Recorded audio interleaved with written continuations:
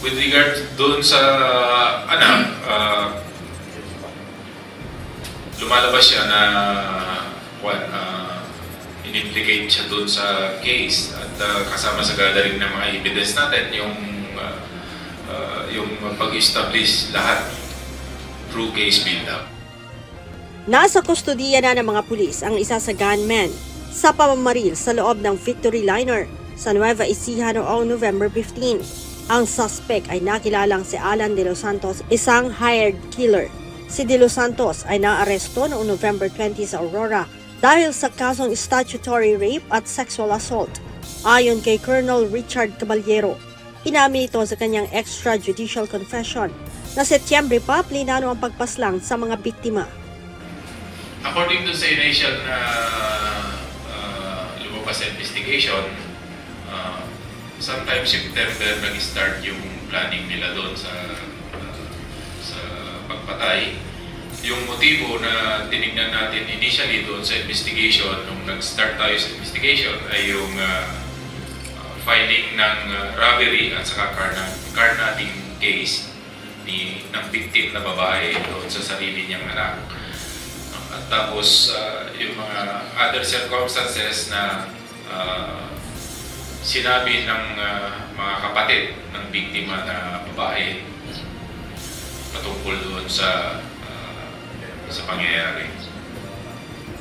At saka yung lumabas na rin sa video na nakita na rin ninyo lahat na nagsasabi yung nanay na tinatanggalan ng karapatan yung sarili niyang anak doon sa mga properties niya. Ayon sa naarestong suspect, 120,000 pesos umano ang alok na bayad ng anak ng babaeng biktima para maisagawa ang krimen.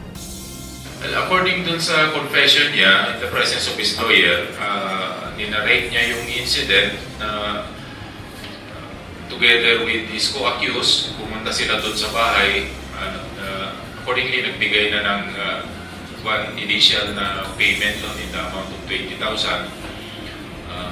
Tapos, nagantay na lang sila ng instruction until yung nangyari yung incident kung saan sumakay sila ng bus. Tapos, yung nakita natin sa video na in-execute na nila yung plano nila.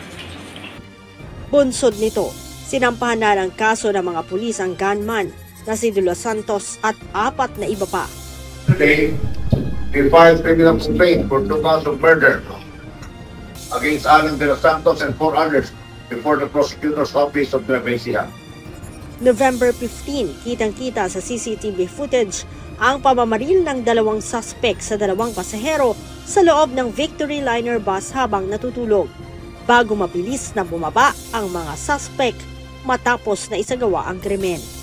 Leia Ilagan, UNTV, News and Rescue. Diyos ang aming sandigan, serbisyo publiko ang aming pinahahalagahan.